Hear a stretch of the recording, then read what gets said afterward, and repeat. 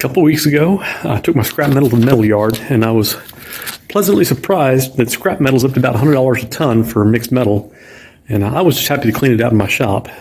But I mentioned to a coworker the metal prices were up, and he said, "Hey, I've got this old truck I need to scrap." I said, "Well, tell me more, because I'm kind of looking for something a little heavier duty than Way Cool Jr." And he told me it's an '88 Chevy 1-ton. It originally came with a 454, but the truck broke down, and he parked it in his pasture and sold the engine. So, since I've been keeping an eye out for a truck, I talked to him a bit about it. He said, "Hey, come get it. It was mine for free." So, last Saturday, I went and picked it up, and it was every bit as bad as advertised. I spent the first 10 minutes just shoveling mouse poo out of it. Cleaning out the interior took me about 4 hours, and the upholstery went straight in my trash bin. There's still plenty of rat's nest up underneath the dashboard, and I hadn't even touched taking the dashboard out yet to clean that.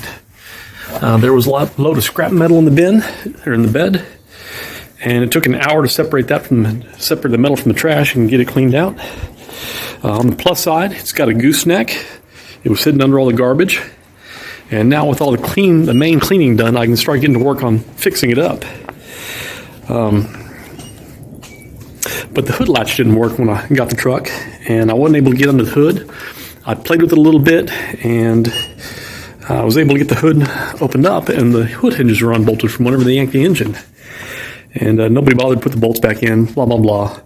I got the hood propped up, and then I found this.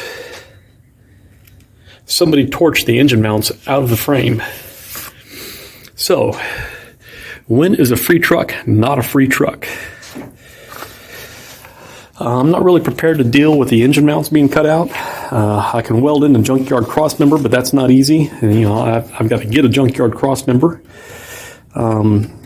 I have another coworker who has a 3/4 ton frame, engine, transmission, suspension, whole 9 yards. Just the body's missing off of it. And he's offered it to me, and I'm interested because I need the engine for this anyways. And I've already been talking to him about it, but I really don't have the tools to do a cab swap to raise this cab up and swap it onto another frame. I'd have to borrow an A-frame for that, and I'd have to push the truck back out of the shop, and it's a lot of work. So. And also, his frame, I believe, is a 4-wheel drive. This is 2-wheel drive. I'd really rather have the fuel mileage and the simplicity of a 2-wheel drive truck. So if I have to take the truck across the scales at this point, I'll get about $150 for it, I think. That's about, 3,000 pounds worth of metal. With the time I have invested in getting it home, cleaning it up, and then to turn around and take it back to a scrap metal yard, I'd have about $15 an hour in that $150. And that's a loss to me. I make a little bit more than that. Well, significantly more than that. But is it worth it for me to scrap this just to keep my shop clear? And that's a question. That's a good question. So where do I go from here? Except for the holes in the frame, this is exactly the truck I'm looking for. I think my next stop is to talk with my coworker about his frame and running gear. If his truck is 2-wheel drive, that'd be awesome. I'll see if I can get a hold of an A-frame and do a cab swap. If it's 4-wheel drive, I'll probably cut the piece out of his frame that I need to fix this frame. We'll see. So, anyways, there are free vehicles out there. You just got to find them, and then you got to be ready to do a lot of work.